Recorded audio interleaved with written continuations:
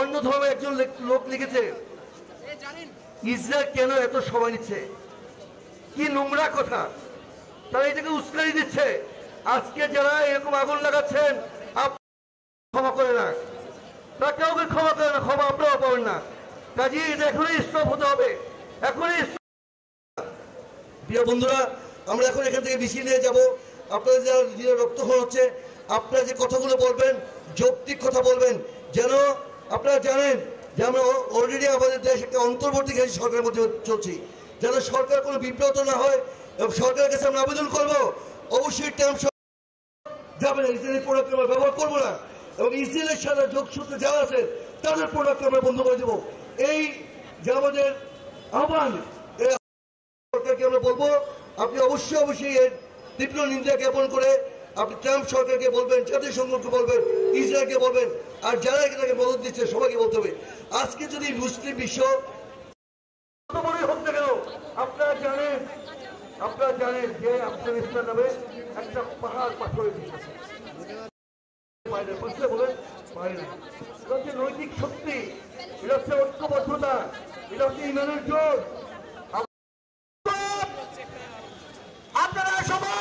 আসলে হৃদয় রক্তক্ষরণ হচ্ছে সবসময়, কারণ আমরা গাজাবাসীর জন্য যাই করি সেটা আমাদের জন্য আসলে কতটুকু আমরা বলতে পারি না আসলে যে আমরা কতটুকু তাদের জন্য করতে পারছি, কিন্তু আমরা সর্বোচ্চ চেষ্টা করি যে আমরা আমাদের লিমিটের মধ্যে থেকে আমরা যতটুকু প্রতিবাদ জানানো যায় তাদের বিরুদ্ধে, ইসরায়েলি গণহত্যার বিরুদ্ধে, আমেরিকান আগ্রাসনের বিরুদ্ধে আমরা যতটুকু সম্ভব ততটুকু আমাদের প্রতিবাদ জানানো। প্রথমে শান্তিপূর্ণ অবস্থান করেছিল আমাদের হাসপাতালের সামনে, এরপর আমরা যে যার মতো বিভিন্ন জায়গায় এক হবো, আমরা শাহবাগে যাবো এরপর। আর এই ধরনের আন্দোলন আমরা পরবর্তীতে চালিয়ে যাব যতক্ষণ না পর্যন্ত আমাদের গাজা ভাই বোনদের উপর একটা সিজ ফায়ার, একদম পার্মানেন্ট সিজ ফায়ার যতক্ষণ না পর্যন্ত না প্রতিষ্ঠিত হচ্ছে, আমরা ততক্ষণ পর্যন্ত এই আন্দোলন চালিয়ে যাবো। ঘাতকতার লক্ষণ যে একটা নর্মালভাবে যুদ্ধ যে কোনো একটা নিয়ম, যদি আমি টোটালি জিনিসটাকে সাইডেও রাখি, নর্মাল যুদ্ধের একটা নিয়ম কেউ যদি যুদ্ধবিরতি বলে সেটাকে অবশ্যই পালন করতে হয়। তো দেখা গেল যে ইসরায়েল যাদের রক্তের মধ্যেই বেইমানি, তারা এখানে এসে সেই বেইমানি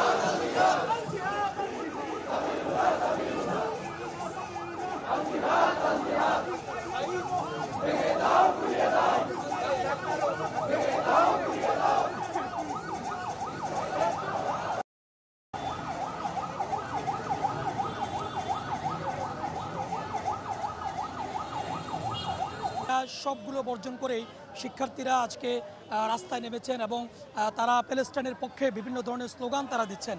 আমি এই মুহূর্তে যেখানে রয়েছি এটি হচ্ছে রাজধানীর ভাটারা এলাকা। এখানে বেশ কয়েকটি প্রাইভেট বিশ্ববিদ্যালয়ের শিক্ষার্থীরা ইতিমধ্যে রাস্তায় নেমেছেন এবং তারা নানাবিধ স্লোগান দিচ্ছেন ইসরায়েলি বর্বরতার বিরুদ্ধে এবং প্যালেস্টাইনের পক্ষে তারা নানাবিধ স্লোগান দিচ্ছেন। হাতে নানান ধরনের প্লেকার্ড তাদের হাতে রয়েছে এবং তারা বলছেন শিক্ষার্থীদের দাবি যে অনতিবিলম্বে যেন ইসরায়েল যে বর্বর হত্যাযজ্ঞ চালাচ্ছে প্যালেস্টাইনে এর মধ্য দিয়ে তাদেরকে আন্তর্জাতিক সন্ত্রাসী দেশ হিসেবে আখ্যায়িত করে তাদেরকে যেন অনতিবিলম্বে নিষিদ্ধ করা হয়, অনতিবিলম্বে তাদেরকে যেন একটি সন্ত্রাসী দেশ হিসেবে আখ্যায়িত করে বিশ্বের মানচিত্র থেকে মুছে ফেলা হয়, সে দাবি তারা তুলছেন।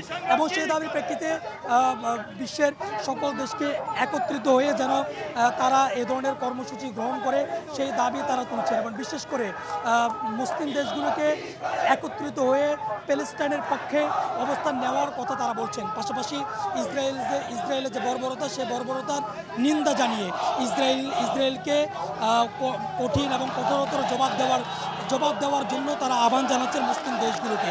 এবং তারই প্রেক্ষিতে আমরা আজকে দেখেছি যে সারা দেশের নিয়ে রাজধানীর বিভিন্ন স্কুল কলেজ এবং বিশ্ববিদ্যালয়ের শিক্ষার্থীরা রাস্তায় নামছেন এবং এই মুহূর্তে ভাটারা থানার সামনে বেশ কয়েকটি প্রাইভেট বিশ্ববিদ্যালয়ের শিক্ষার্থীরা তারা নানাবিধ প্লেকার্ড হাতে নিয়ে তারা রাস্তায় মানববন্ধন করছেন এবং তারা বিক্ষোভ মিছিল করছেন। তারা জানান দিচ্ছেন এই বিক্ষোভ মিছিল এবং এই নিন্দা তারা ততদিন চালিয়ে যাবেন যতদিন পর্যন্ত না বিশ্বের মডেল রাষ্ট্রগুলো প্যালেস্টাইনের পক্ষে এবং ইসরায়েলের যে বর্বরতা, সেই বর্বরতা বন্ধে পদক্ষেপ গ্রহণ না করবে।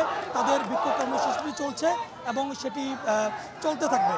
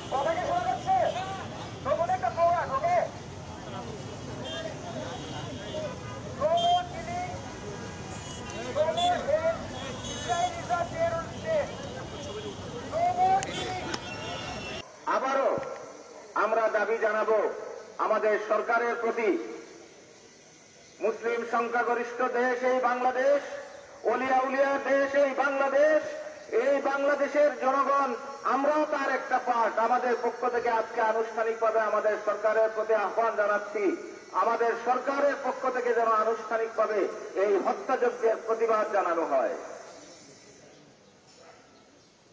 আমরা আর কি করতে পারি?